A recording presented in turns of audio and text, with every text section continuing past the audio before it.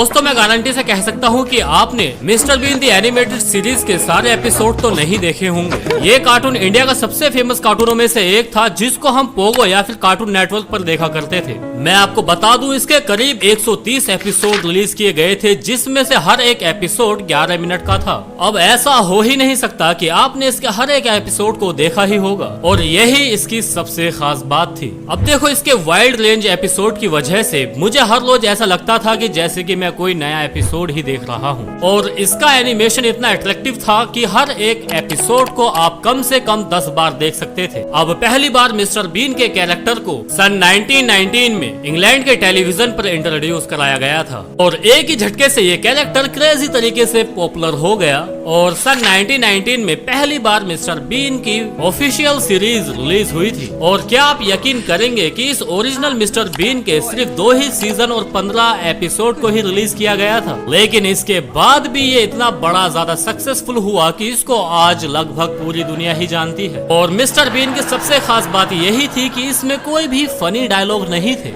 इस सीरीज के main character लोवा action की केवल प्योर एक्टिंग से लोगों को हंसाया गया था। जैसे कि मैंने कहा कि ये सीरीज इतना ज्यादा फेमस हो गया था कि आप पूछे ही मत। इसने अपने टाइम में और अभी तक भी ऐसे ऐसे रिकॉर्ड तोड़े हैं कि उन्हें आज तक भी कोई नहीं तोड़ पाया है। 2002 में टाइगर एक्सपेक्ट के प्रोडक्शन ने मिस्टर बीन की पॉपुलैरिटी का पूरा फायदा उठाने का प्लान बनाया था। उन्होंने ऑफिशियली इसकी एनिमेशन सीरीज शुरू करी और ये सीरीज करीब करीब 5 सीजन तक चली और फाइनली साल 2019 में इसका फाइनल एपिसोड रिलीज किया गया था। अब आज तक भी इस सीरीज को 190 कंट्री से भी ज्यादा देशों में एयर किया जा चुका है और सिर्फ बच्चे ही नहीं बड़े और बूढ़े भी इस एनिमेटेड सीरीज को एक साथ मिलकर के देख सकते हैं। मिस्टर बीन एक बहुत ही सिंपल कार्टून है। इसकी पूरी स्टोरी एक मेन कैरेक्टर की पर्सनैलिटी मिस्टर बीन के आसपास ही रिवॉल्व करती है। मिस्टर बीन एक फनी और अजीब कैरेक्टर है जिसको अपने बच्चों जैसे बिहेवियर के लिए जाना जाता है। उसको अपने किसी भी चीज को करने के लिए एक आदत अलग है, वो दुनिया को अपने अलग पर्सपेक्टिव से देखता है। अब ज्यादातर मिस्टर बीन मुसीबतों में फंस जाता है, वो भी अपनी खुद की अजीब आदतों की वजह से।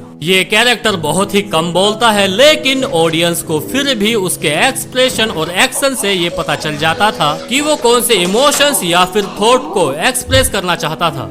अब शैतान नेचर होने के बावजूद भी मिस्टर बीन दिल का बहुत साफ है। एपिसोड में आपने अक्सर ही दूसरों की मदद करते हुए उसे देखा होगा। अब जरा सोचिए कि ये कॉमेडी सीरीज इतनी ज्यादा पॉपुलर और हिट है कि आज 30 साल के बावजूद भी कोई भी स्टोरी का कैरेक्टर इसके आसपास भी नहीं आया है और मुझे नहीं लगता कि कोई फ्यूचर में आ भी पाएगा। अब एक बहुत ही इंटरेस्टिंग एपिसोड मुझे याद है जब मिस्टर बीन को अपने स्टोर रूम में एक बच्चे का खजाना मिल जाता है। अब इस खजाने में एक और पजल और एक और खजाने का नक्शा मिल जाता है जिसे उस बच्चे ने बनाया हुआ होता है। अब मिस्टर बीन उस नक्शे को फॉलो करते हुए एक और नक्शे पे पहुंचते हैं और फिर उस नक्शे में दूसरी ही कंट्री का मैप होता है। अब मिस्टर बीन हवाई जहाज में बैठकर जा ही रहा होता है, तभी उसे ऊपर से सेम उसी नक्शे जैसा आइलैंड बना हुआ दिखाई देता है। इसके बाद मिस्टर बीन अपने पूरे चेहरे पर लिपस्टिक लगा करके किसी भी तरह से एरोप्लेन को रुकवाता है। मतलब ना कोई वल्गैरिटी और ना ही कोई slapstick comedy. Mister Bean proper story को फॉलो करते हुए कॉमेडी के एलिमेंट्स को प्रोड्यूस कर लिया करता था। अब जब मिस्टर बीन को फाइनली जमीन के अंदर वो खजाना मिलता है तो उसमें बस एक चाबी होती है जो खिलौनों में मिले एक बक्से की ही होती है जिसमें उस पजल का एक आखिरी पीस होता है जिसकी मदद से वो पजल पूरी तरीके से सॉल्व हो जाता है।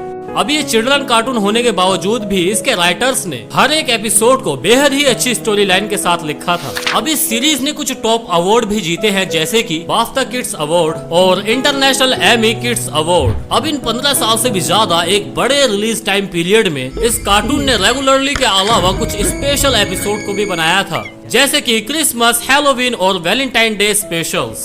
ये कार्टून इतना ज्यादा हिट हुआ था कि इसके बहुत से मर्चेंडाइज टॉयज और कपड़े पूरे दुनिया भर में बेचे गए थे।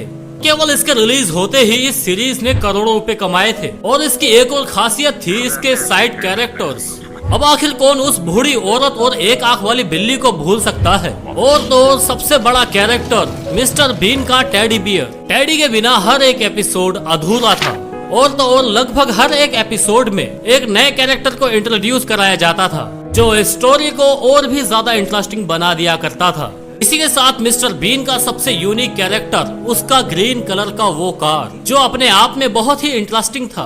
अब ये जो कार है ना, ये इसकी सीरीज और एनिमेशन सीरीज में यूं ही नहीं डाला गया था, बल्कि इसके पीछे भी एक कहानी है। दरअसल इस कार का आइडिया मिस्टर बीन के कैरेक्टर को प्ले करने वाले एक्टर रॉन एटसन की खुद की कार से लिया गया है, जो थी क्लासिक 1972 ब्रिटिश लेलैंड मिनी 1000। अब इस कार के भी बहुत सारे फायदे थे। मिस्टर बीन इस कार को छत पे बैठ करके भी चला सकते थे, जुगाड़ से ही सही, लेकिन बैठ करके चला सकते थे। मिस्टर बीन इसे लॉक करने के लिए एक कुंडी और ताला लगाया करते थे, जो कि बहुत ही स्टूपिड और फनी था। इसी के साथ एनिमेटेड सीरीज में मिस्टर बीन की एक गर्लफ्रेंड भी दिखाई गई थी, जो कि कुछ ही सिलेक्टेड एपिसोड में आई थी, और इस कैरेक्टर का नाम इरमा गोप था। अब इसे काइंड ऑफ मिस्टर बीन की गर्लफ्रेंड की तरह दिखाया जाता है। देखो यार, अपना मिस्टर बीन होता है सख्त लौंडा। अब इसके रोमांस कम कॉमेडी सीन्स को कौन ही भूल सकता है, लेकिन ओरिजिनल सीरीज में ऐसा कोई भी कैरेक्टर नहीं दिखाया गया। देखो, मिस्टर बीन के इस कार्टून के इतने ज्यादा फेमस होने का एक मेन और कारण था का कुछ ना बोलना। मिस्टर बीन लगभग कुछ भी नहीं बोलता था। बॉडी मूवमेंट और फेशियल एक्सप्रेशंस इतने अच्छे हुआ करते थे, जो हमें हमारे बचपन की हरकतें याद दिलाया करते थे। जैसे कि अपने डैडी से बात करना कौन ही भूल सकता है। अब देखो, बचपन में ऐसा कौन ही होगा जो कि अपने गुड्डे गुड़िया से बात नहीं करता होगा। फनी और ब्यूटीफुल होने के साथ साथ इसने बहुत से पॉजिटिव मैसेज को देने में कामयाब हुआ था। इंडिया में कोई ही होगा जिसने पोगो चैनल पर इस कार्टून को नहीं देखा होगा, स्पेशली इसका वो थीम सॉन्ग, जो कि आज भी मेरे दिमाग में कहीं ना कहीं प्ले होने लगता है।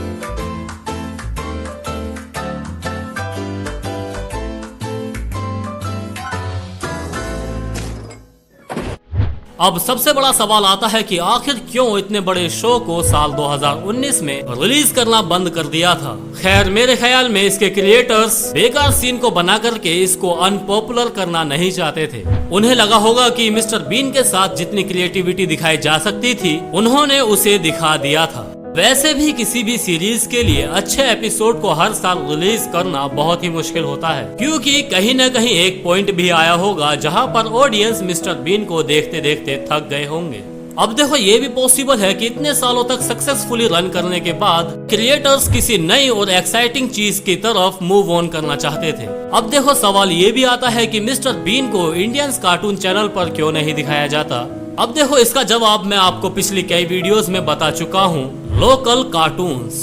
अब देखो, गवर्नमेंट चाहती है कि ज्यादा से ज्यादा ऑडियंस लोकल चीजों को ही देखे और उसे ही सपोर्ट करे, और यही चीज कार्टून पर बेहद ही ज्यादा जोरों शोरों से लागू होती है। दोस्तों, आज के समय में कोई भी कार्टून चैनल्स खोल के देख लीजिए, पोकेमोन, डोरेमोन, शिनचैन के अलावा हर एक cartoon local Indian made cartoon ही दिखाई देंगे। अब देखो, मुझे लगता है कि आज की जनरेशन मिस्टर बीन के कार्टून को मिस करके बहुत बड़ी चीज मिस कर रही होगी। पहले ही इस कार्टून के बेहद ही ज्यादा मजे ले चुके हैं, और सच बताऊं तो मैं आज भी इसके एपिसोड को YouTube पर जाकर के देख लिया करता हूँ। खैर, आपको क्या लगता है, क्या ये कार्टून वापस से कम बैक कर पाएगी? आपको क्या लगता है, आप मुझे कमेंट बॉक्स में नीचे जरूर बताना। क्या मिस्टर बीन भी आपका फेवरेट कार्टून था? अगर हाँ, तो इस वीडियो को लाइक करते जाना। अब मैं आपसे मिलता हूँ अपनी अगली वीडियो में, तब तक के लिए आप अपना ध्यान रखें और खुश रहें।